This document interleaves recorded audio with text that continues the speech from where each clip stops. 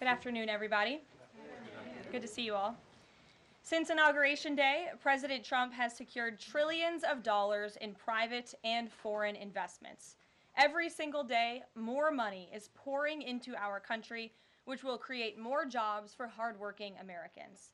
Today, Schneider Electric pledged to invest more than $700 million in the United States to boost American energy infrastructure and AI.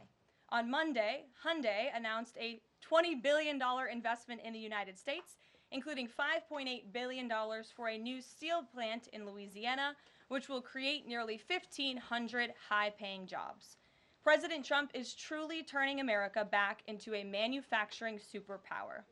Yesterday, President Trump marked National Medal of Honor Day by meeting with 21 of our nation's bravest heroes and incredible patriots who have been awarded the highest military honor.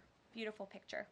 The president also signed a historic executive order to protect the integrity of American elections by strengthening voter citizenship verification and banning foreign nationals from interfering in U.S. elections.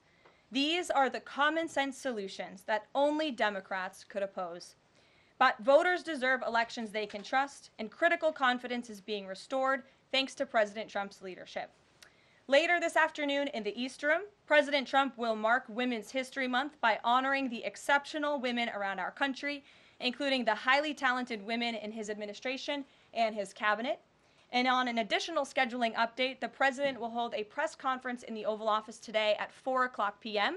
to announce tariffs on the auto industry, and I will leave that to him to make that announcement later. Unfortunately, all of this good is happening for our country. This administration is working hard on behalf of the American public every day, but the mainstream media continues to be focused on a sensationalized story from the failing Atlantic magazine that is falling apart by the hour. Here are the facts. The National Security Advisor has taken responsibility for this matter, and the National Security Council immediately said, alongside the White House counsel's office, that they are looking into how a reporter's number was inadvertently added to this messaging thread. We have said all along that no classified material was sent on this messaging thread. There were no locations, no sources, or methods revealed, and there were certainly no war plans discussed. The Atlantic has even admitted this themselves. Their release of these internal messages validates the truth, which we have been saying all along. If this story proves anything, it proves that Democrats and their propagandists in the mainstream media know how to fabricate, orchestrate, and disseminate a misinformation campaign quite well.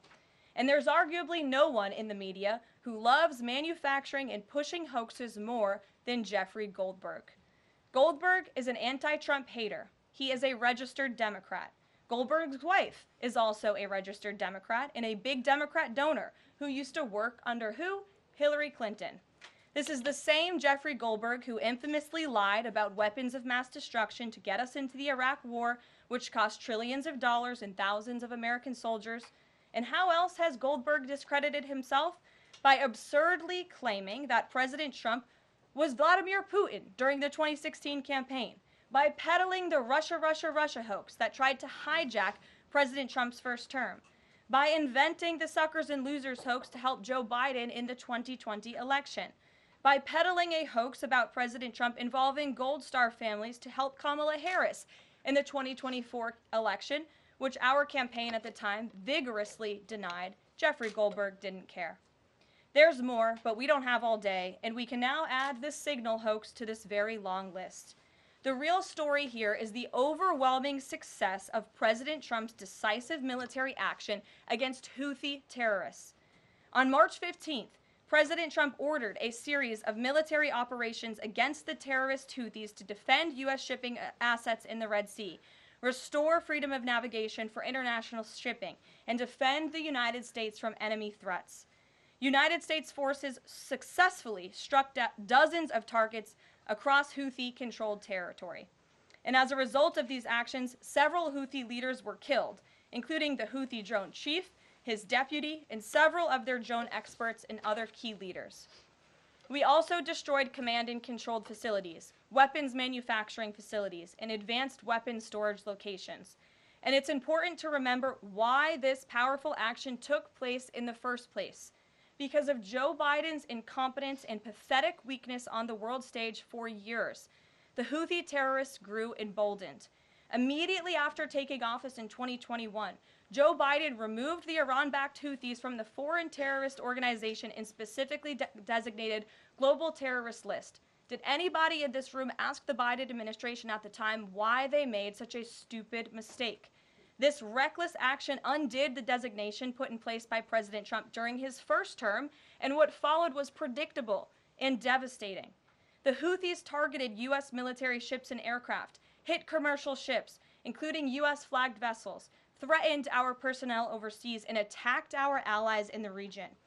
This resulted in more than a year of U.S.-flagged commercial ships being prevented from safely sailing through the Suez Canal, the Red Sea, and the Gulf of Aden. This had a massive negative impact on global trade of the economic security of the United States. Joe Biden was the commander-in-chief, and he sat on his hands while the United States of America was bullied and embarrassed by terrorists. President Trump and his team are putting a stop to these threats and restoring American strength around the world. The Trump peace through strength approach means no terrorist force will stop American commercial and naval vessels from freely sailing the waterways of the world. But unfortunately, this is not what the Democrats and the media want to talk about. They are focused on a coordinated campaign to try and sow chaos in this White House. And this has been the most successful first 2 months of any administration ever, which is exactly why they are doing this. We are not going to bend in the face of this insincere outrage.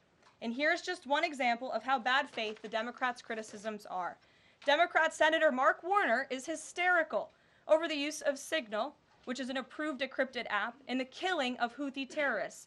But Senator Warner himself used Signal to work with a lobbyist for a Russian oligarch to connect the disgraced Steele dossier author who started the Russia hoax, which Jeffrey Goldberg later reported on. How ironic.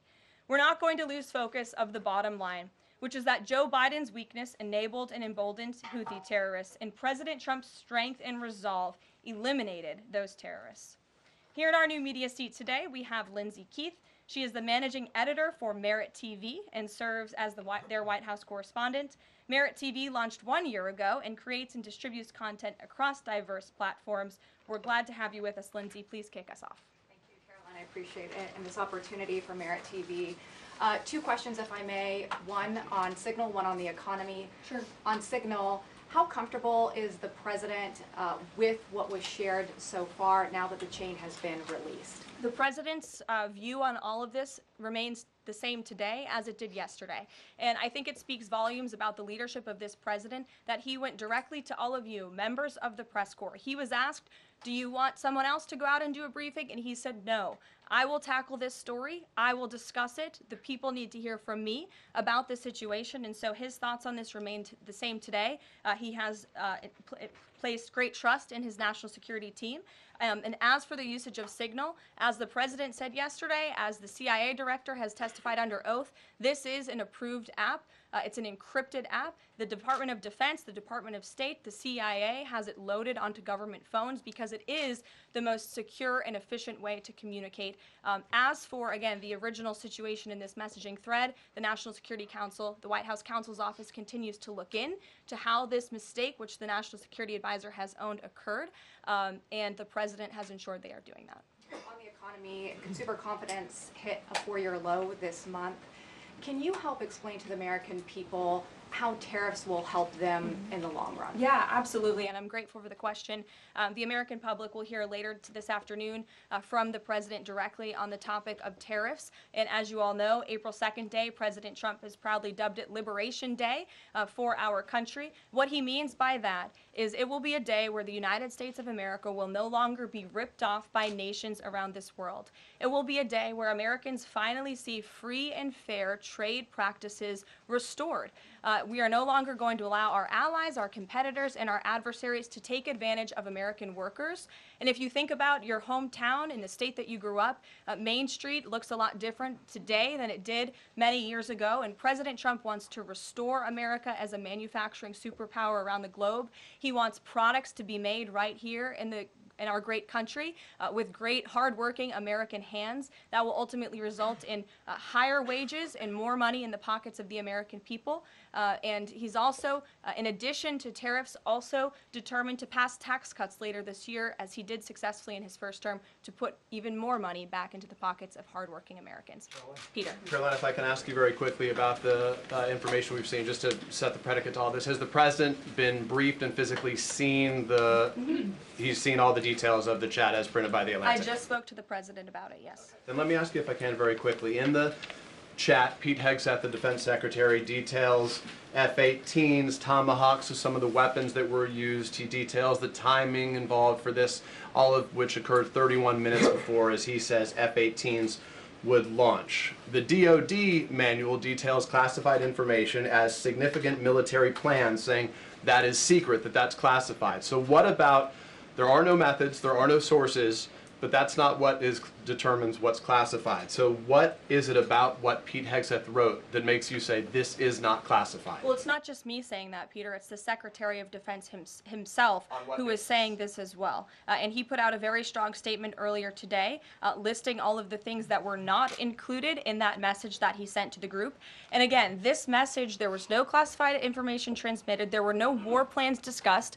Why did the Atlantic downgrade their allegation about war plans to attack plans? They're now playing word games because they know this was sensationalist spin from a reporter who is well known for doing this. We have said all along no war plans were discussed, no classified material was sent. You have the Secretary of Defense saying that. You have the Director of the CIA, the Director of National Intelligence, the FBI Director, all testifying to that under oath, and they should be trusted with that. To be clear, Americans can make the decision for themselves, but whether Sure. you said it's not war plans.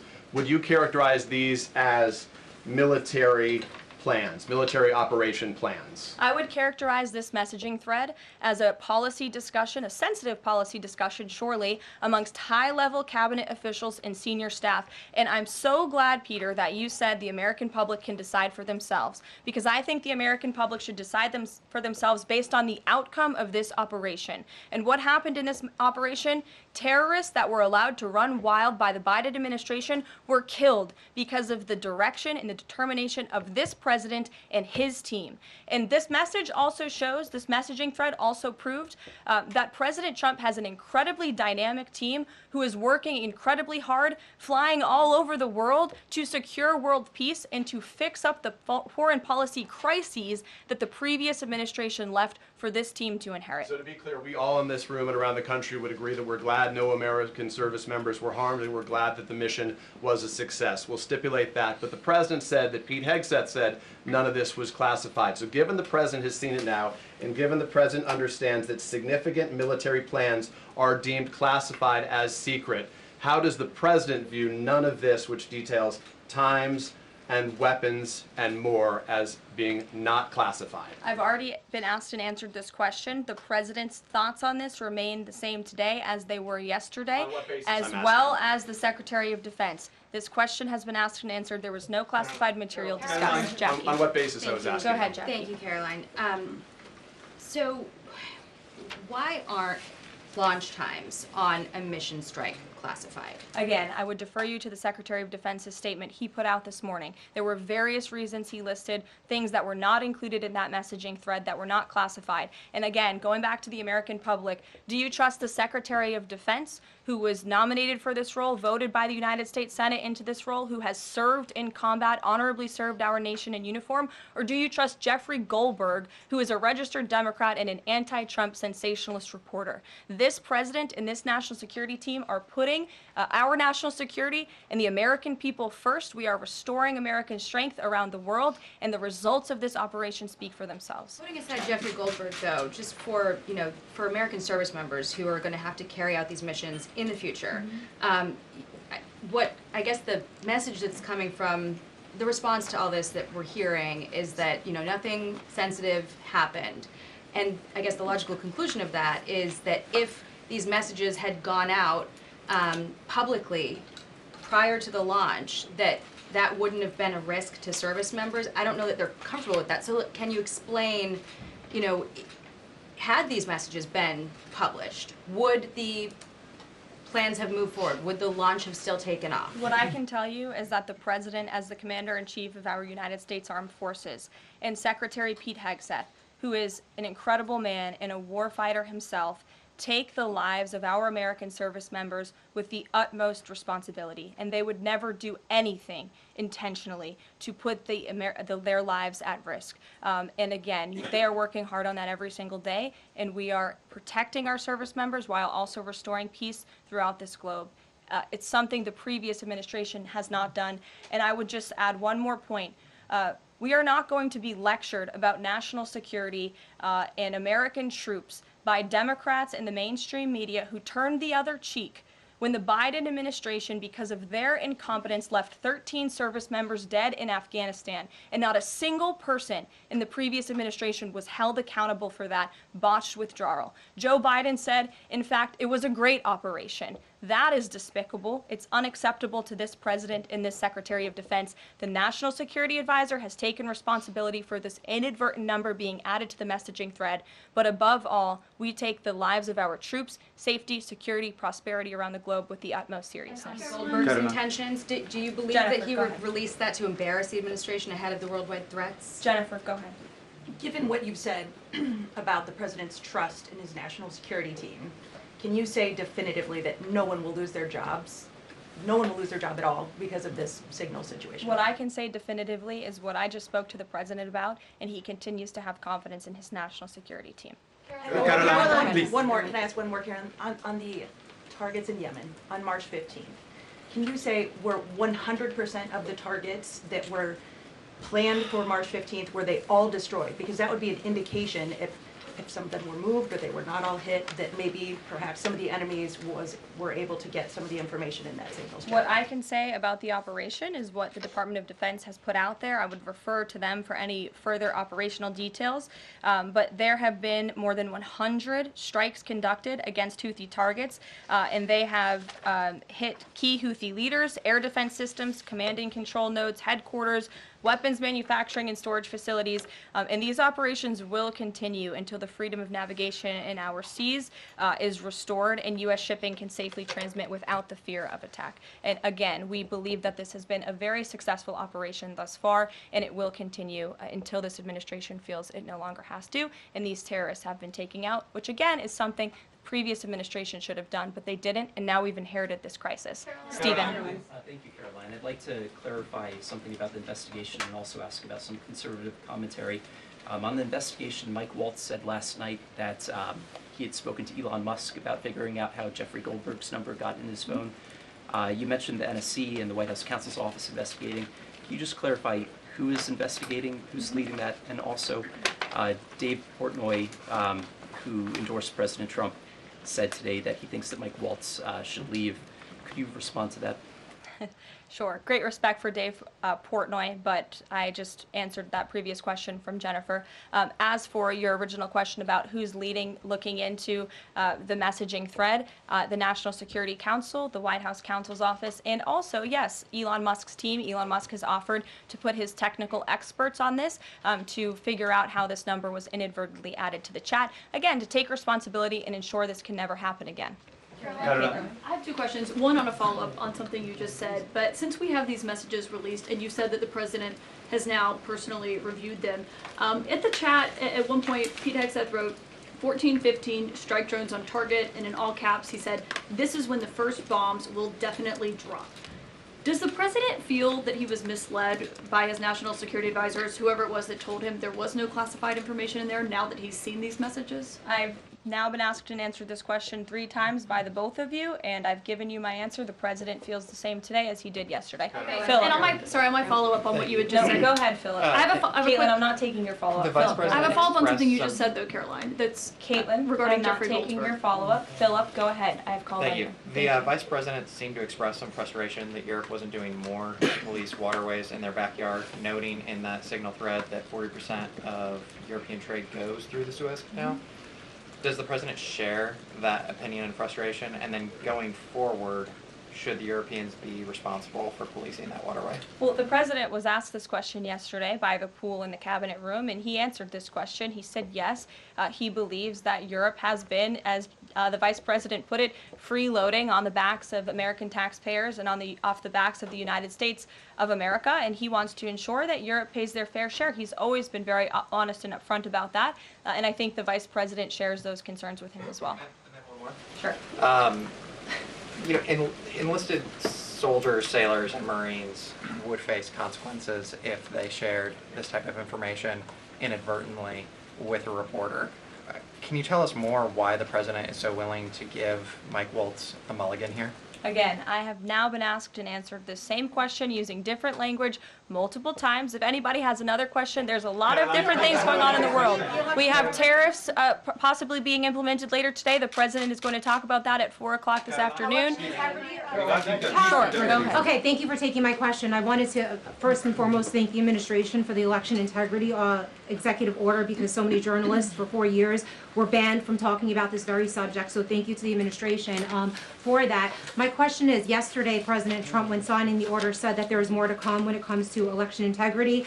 Would that include same-day voting and hand-counted paper ballots? And why are Democrats so against election integrity measures like obviously proof of citizenship when it comes to voting in a United States election? Well, it's a very good question. You'll have to ask the Democrats why they're against so many common sense things, not just mandating voter ID. Why are they against men and women's sports? Why are they against deporting foreign terrorists from American soil who have been designated a foreign terrorist organization? I'm referring to Tren de Aragua. As for the election integrity executive order that the president signed yesterday, this is in an effort to restore trust in American elections.